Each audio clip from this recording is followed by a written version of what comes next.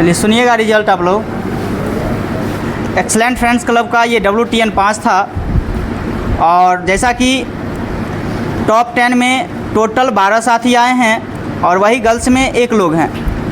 Top 10 में 10वें स्थान पे हैं बलवीर जी 99 अटैम्प्ट 37 निगेटिव 116.6 एमओ के साथ। वही 90वें स्थान पे 2 साथी हैं गौतम जी और राजा जी हैं 100 अटैम्प्ट 37 निगेटिव 118.6 एमओ के साथ। 8वें स्थान पे हैं Deepak ji 95 attempt 31 negative 121.8 ammo के साथ। 7वें स्थान पे हैं Deepak ji 100 attempt 35 negative 123.2 ammo के साथ। वही 6ठे स्थान पे 2 साथी हैं रुपेश जी और अमरजीत जी 100 अटैम्प्ट 34 निगेटिव 125.2 एमओ के साथ।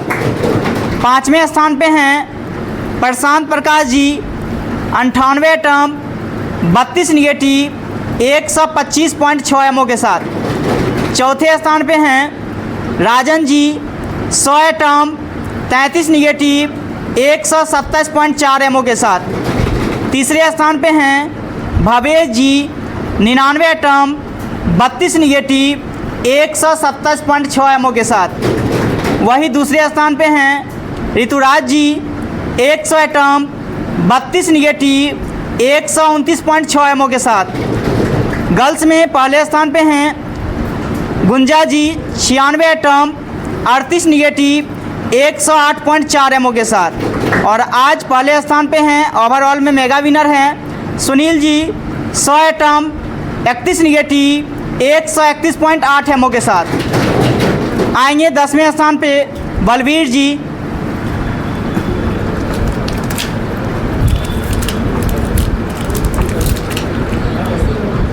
आएंगे,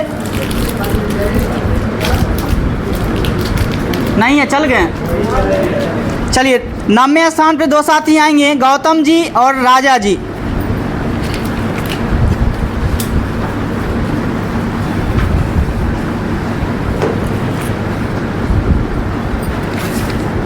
आठवें स्थान पे हैं दीपक जी। 8वें स्थान पे हैं दीपक जी। 2 दीपक जी है, दोनों का जो है एक दीपक जी है जो 95 अटैम्प्ट किए हैं 31 निगेटिव है और 121.8 एमओ है। 8वें स्थान पे हैं।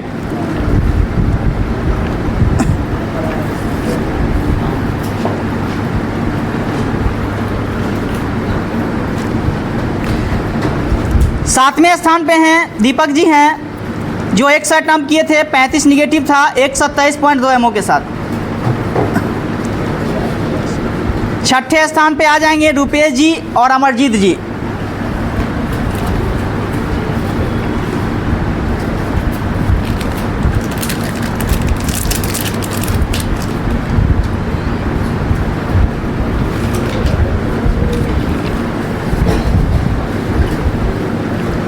पांचवें स्थान पे हैं प्रशांत प्रकाश जी।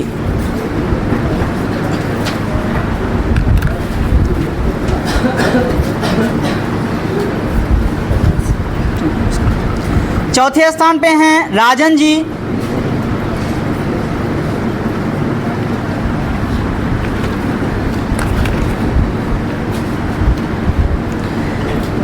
तीसरे स्थान पे हैं भवेश जी।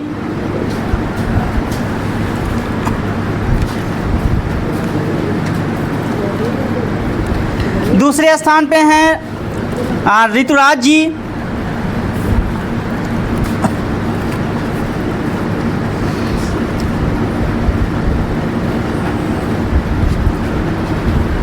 गर्ल्स में पहले स्थान पे हैं गुंजा जी। और आज के ओवरऑल में फर्स्ट स्थान पे हैं सुनील यादव जी। और इस टेस्ट को आप लोग सफल बनाएं शांतिपूर्वक, इसके लिए हार्दिक बधाई। और जैसा कि आप लोग को वैकेंसी नहीं है इसलिए बहुत सारे साथी अब्सेंट भी करते हैं, आते भी हैं, लेकिन कोशिश करिए रेगुलर रहें। और सारी कई एग्ज़ाम है तो ये सोचते होइएगा स्पेशल में LP का करें या स्पेशल में NTPC का करें, एनटीपीसी में भी आपको 50 क्वेश्चन यही मिलेंगे जो पीटीएसआई का है।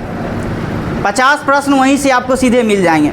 तो स्वाभाविक सी बात है, अगर आप अच्छा लेवल का जॉब लेना चाहते हैं तो जीके जीएस से भाग नहीं सकते हैं, अगर अच्छा लेवल में जाना चाहते हैं तो सारे एग्ज़ाम को देखते हुए आप लोग को जो एलपी या एनटीपीसी का भी एग्ज़ाम है तो उसके लिए भी मैथ रीजनिंग भी प्रैक्टिस कराई जाती है।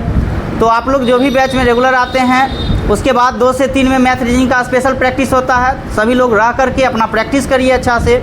और आज पहले स्थान पे सुनील जी हैं और ये भी बताएंगे आप लोग को कुछ तैयारी के बारे में, जो ये किस प्रकार से तैयारी आखिर में करते हैं और आप देखते भी हैं जो आप लोग के सामने अच्छा प्रदर्शन भी करते हैं। तो आएंगे सुनील जी और बताएंगे।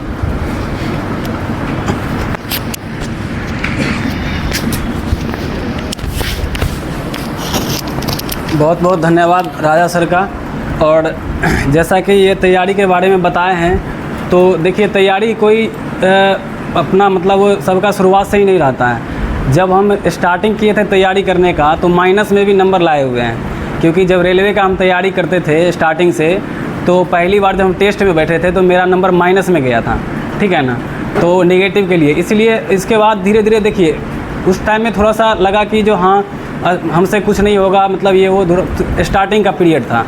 तो धीरे धीरे जो है हम उस कमियों को दूर करते गए, जो हमारी कमी था उसको हम देखे और उस कमियों को दूर करते गए। और जैसा कि उसके बाद जो है हम लोग तैयारी करते थे तो ग्रुप डिस्कशन करते थे पहले शुरुआत में।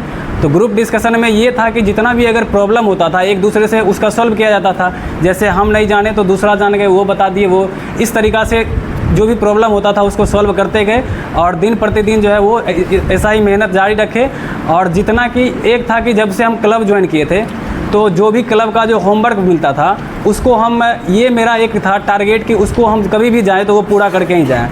क्योंकि आप जब होमवर्क नहीं पूरा करिएगा तो आपको क्लब या कोई भी संस्था को ज्वाइन करने से कोई फ़ायदा नहीं है, क्योंकि आपका जो होमवर्क दिया जाता है वो टारगेट के हिसाब से आपको उसको पूरा करना पड़ेगा, तभी आपका नंबर गेन हो पाएगा।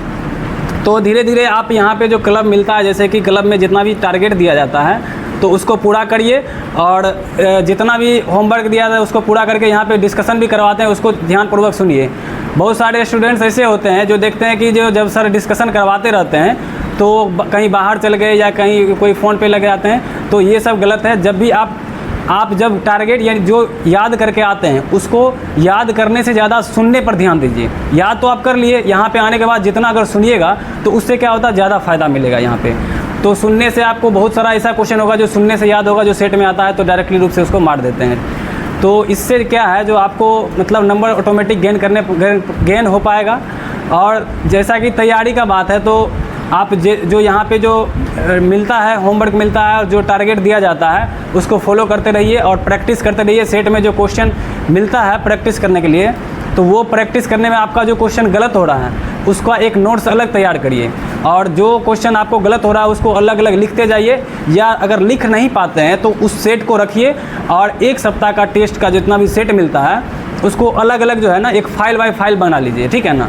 और 1 सप्ताह में आप ये देखिए कि कितना, 1 सप्ताह में जैसे अगर 5 या 6 दिन का टेस्ट होता है तो 5 दिन में कितना क्वेश्चन मेरा गलत हुआ है, तो उस गलत वाले क्वेश्चन को देखेंगे और जो कन्फ्यूजिंग क्वेश्चन होगा उसको देखना है। तो इससे क्या होगा, जो आपको 1 सप्ताह में जितना क्वेश्चन का प्रॉब्लम होगा, ऐसा नहीं है कि 1 सप्ताह में जो क्वेश्चन हम देखे हैं वो रिपीट नहीं होगा, क्वेश्चन हर बार रिपीट होते रहता है, ठीक है ना। तो आप अगर 1 सप्ताह में जो क्वेश्चन देखें हैं, ऐसा हो सकता है कि अगले सप्ताह में 5-6 क्वेश्चन उसी से आ जाए जिसको हम पढ़े हैं, जो हमको गलती हुआ है, तो उससे तो आखिर वो गलत नहीं हो पाएगा। तो ये जो है ना, धीरे धीरे देखिए, हम शुरुआत में बहुत मेहनत किए हैं, ऐसा नहीं है कि जो डायरेक्टली यहाँ तक पहुँच गए हैं। शुरुआत में ऐसा भी हुआ है जब रात में 2-2 बजे तक हम पढ़े हुए हैं। सोने का 4 घंटा मात्र सोते थे और 4 से 5 घंटा जब एसआई का एग्ज़ाम का था, तो मेरा एसआई में आप लोग को पता होगा कि 2 बार हुआ है, लेकिन इस बार जो है मेंस में नहीं हो पाया है। तो कुछ ना कुछ प्रॉब्लम की वजह से नहीं हो पाया है, क्योंकि उतना अच्छा से हम टाइम नहीं दे पाए थे।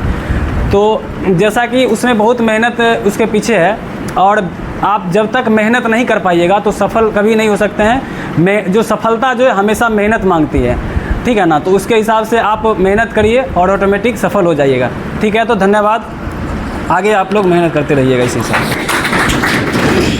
बहुत बहुत धन्यवाद सुनील जी को। और जैसा कि ये भी हकीकत कहें, जो 2 बजे रात तक, और ये कहीं और नहीं, हमारे रूम पर ही आकर के करते थे। 2 बजे रात की जो बात कहें, पिछला एसआई 2275 का जो वैकेंसी आया था, 24-46 में तो इनका नहीं हो पाया था, लेकिन 2213 में जब इनका हुआ था, मेरे पीटी हुआ था मेंस के लिए, तो हमारे यहाँ ही आकर के 2 बजे, अगर रात में अगर पॉलिटी लूसेंट का उल्टाना है तो पूछ लीजिए, रात में ही पॉलिटी ख़त्म कर देते। शाम में बैठ करके बाहर एक बल्ब लगाते थे और उस जगह पॉलिटी रात में ही ख़त्म, फिर दोबारा सुबह का आशा नहीं होता था जो सुबह में उसको आधा बच गया आधा पढ़ेंगे।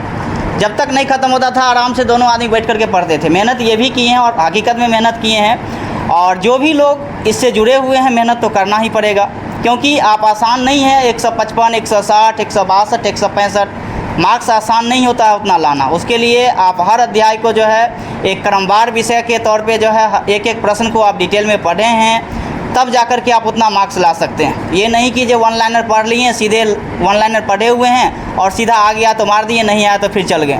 क्योंकि होता क्या अक्सर में वन लाइनर पढ़ने वाले में क्या होता है, कभी कभी मार्क्स आपका पता ही नहीं चलेगा। जब वन लाइनर क्वेश्चन दिया जाएगा तो उसमें आप बहुत ज़्यादा गेन कर लीजिएगा, अच्छा मार्क्स आ जाएगा।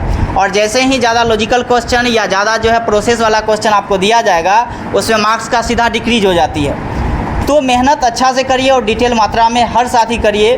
और रही वैकेंसी की बात, तो वैकेंसी आप लोग की आ ही जाएगी और अगले विधानसभा चुनाव भी है, तो ये विधानसभा चुनाव से पहले ही इसकी सारी प्रक्रियाएं हो जाएगी, इस बात को भी ध्यान रखेंगे। जितना आप एनटीपीसी को अभी देख रहे हैं, इस बात को भी याद कर लीजिए, एनटीपीसी ज्वाइन कराने से पहले बिहार एसआई का वैकेंसी आकर के ज्वाइन हो जाएगी, इस बात को आप याद रखिएगा। क्योंकि एनटीपीसी में कम से भी कम समय लगेगा ज्वाइन होने में, तो अभी कम से कम 6 माह उसे लगेगा, मिनिमम लगेगा तो 6 माह लगेगा। पीटी होना है, मेंस होना है, और जिनके लिए साइको स्टेशन मास्टर वगैरह हो गया, साइको हो गया, तो उसमें प्रोसेस लंबा है। हालांकि हम ये नहीं कर रहे हैं उसको इग्नोर करना है, आप साइड से मैथ और रीजनिंग पे ही पकड़ बनाना है, बाकी का किसी और पे नहीं बनाना है अलग से। और यहाँ भी बिहार एसआई में भी मैथ रीजनिंग की ज़रूरत होती है। मेंस में जब आप जाएंगे तो उसमें भी आपको 20 प्रश्न या 25 प्रश्न के अराउंड में आपको मिलेंगे, तो स्वाभाविक सी बात है वो 20-25 से अगर पूछ दिया गया है तो आपको 23-24 मार्क्स आपको लाना ही लाना है। अगर आप जनरल में हैं या आप जो है ओबीसी में हैं तो आपको 24, अगर 25 पूछा है तो 23-24-25 आपको लाना ही पड़ेगा। वहाँ से अगर आप नंबर खींच लेते हैं या कट जाती है तो ये समझिए जीके पर आपको बहुत ज़्यादा भारी पड़ जाएगा। हम अपनी बात बताते हैं, 2446 में जो है मेरा मार्क्स 154.2 रहा है, और एक आप क्वेश्चन जब उल्टाइएगा तो एक नंबर सिस्टम का ही क्वेश्चन है, ऑप्शन -+1 -+2 करके आपको ऑप्शन मिलेंगे, एक जीरो में ऑप्शन दिया गया है। माइनस प्लस चक्कर में जो है एक मैथ मेरा गलती हो गया था, जो कि हम मैथ ही सब दिन पढ़ाए भी, लेकिन एक माइनस प्लस के चक्कर में वो गलती, और वही एक क्वेश्चन मेरा मेरिट को लेकर के चल गया 2446 में। हालांकि 2213 में तो उससे जितना मेरिट गया उससे कहीं न कहीं मेरा 8 नंबर ही ज़्यादा रहा। पूरे बिहार में 202 रैंक रहा मेरा, 2213 की बात करते हैं। इस बार भी नंबर अच्छा खासा था, लेकिन ठीक है पैर में प्रॉब्लम हुई, उसके बाद हम नहीं जा पाए वहाँ तक। लेकिन आप लोग कड़ी मेहनत करिए, ये सोचिएगा हंसी मजाक करके बिहार एसआई ले लें तो मुश्किल हो जाएगी। उसके लिए आपको तपना पड़ेगा, हंसी मजाक से हमेशा दूर रहना पड़ेगा, और अच्छे साथी से मित्रता करिए, तब जा कर के आप अच्छे तैयारी कर पाइएगा। टाइम पास करने में कोई समय नहीं लगेगा, बस 2-4 को मिल जाएंगे, हाँ ही करते करते सुबह से शाम हो जाएगी, पता भी नहीं चलेगा। सीरियस होकर पढ़िए, और इस वैकेंसी आने के बाद आप ये जान लीजिए जो 2 साल तक वैकेंसी नहीं आएगी, तो आप समझ सकते हैं या तो इसमें सिलेक्शन ले लीजिए, और नहीं तो फिर 2 से 3 साल आप वेट करिए, आपके पास यही ऑप्शन है। ठीक है, आप लोग अच्छा से मेहनत करिए, और आप हम ऊपर वाले से कामना करते हैं जो भी शादी तैयारी करते हैं एक अच्छे लेवल पे जाए, जब भी मिले एक अच्छी खुशहाली का माहौल हो। धन्यवाद, ऑल द बेस्ट।